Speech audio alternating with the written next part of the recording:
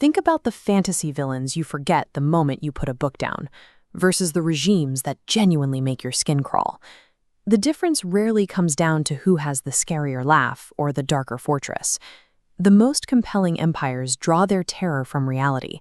They function by weaponizing systemic marginalization, establishing clear laws, policies, and societal norms strictly designed to keep specific groups of people entirely powerless. When your world operates on built-in prejudice, your protagonist faces an inescapable hurdle.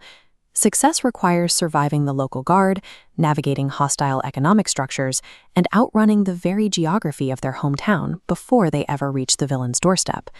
Believable evil is a meticulously designed system, operating exactly as its architects intended. Building this kind of system requires top-down world-building. The Quill and Steel Fantasy World-Building Starter Kit lays this out by forcing creators to lock in their power structure first. You have to know exactly who sits on the throne and how they enforce their rule. By starting at the absolute top of the hierarchy, you establish a centralized power source. The ruling class gets to write the laws, control the resources, and set the cultural standard. You see the immediate result of this in cities like Piltover from the series Arcane.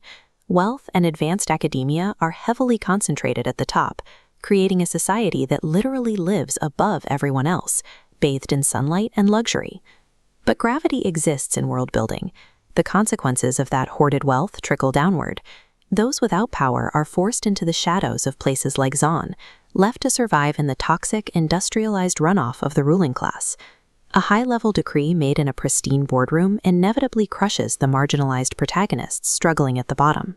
To see how this top-down theory is weaponized into physical control, we can look at the universe of the Annals of an Angel. In this story's lore, humanity possesses inherent magical abilities, but following a devastating, world-shattering conflict known as the War of the End, the surviving leaders drafted a global treaty to systematically suppress human magic.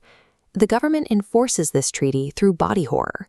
Black obsidian crystals are embedded directly into the arms of every citizen.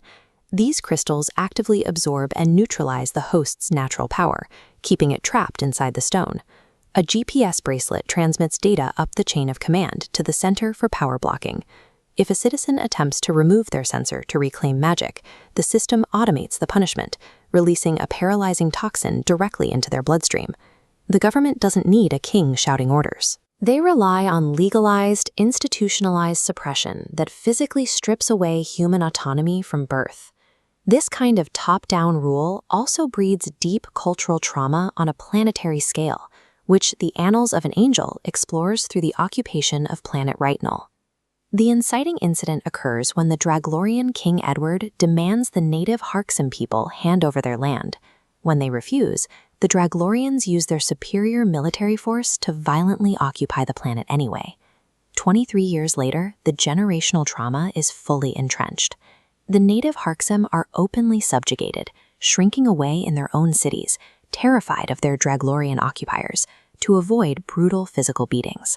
King Edward maintains this hierarchy through a chilling ideological justification: might makes right. The regime believes their superior strength naturally entitles them to conquer and subjugate native populations.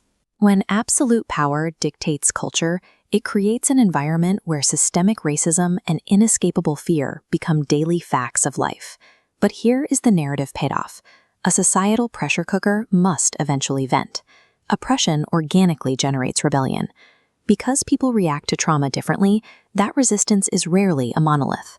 On Earth, the fight against the crystal system fractures into two entirely different factions. On one side, you have Sovereign, a dangerous terrorist organization. They want to tear down the crystal system, but only so they can step into the resulting power vacuum and rule the planet themselves. On the other side, you have Troika. Led by Prince Drake, this freedom fighter group seeks the total, unconditional liberation of humanity's magic, putting them at war with both the government and Sovereign. To achieve true liberation, Troika bypasses the politicians and targets the machinery of oppression directly. They execute a synchronized global strike, detonating the underground CPB servers and permanently breaking the systemic lock on humanity's power. A dead leader rarely collapses an empire. Total liberation requires targeting the exact top-down infrastructure that manufactured the oppression in the first place. Building oppressive governments rooted in the reality of systemic prejudice grounds your fantasy. It makes your cities feel lived in, dangerous, and real. This structure provides marginalized heroes with a tangible machine they must actively dismantle. I want to hear about your worlds. Drop a comment, and tell me what kind of oppressive systems you are building for your own heroes to overthrow. If you enjoyed this breakdown, hit that like button and subscribe to Still Unbroken. Keep writing, keep building, and stay unbroken.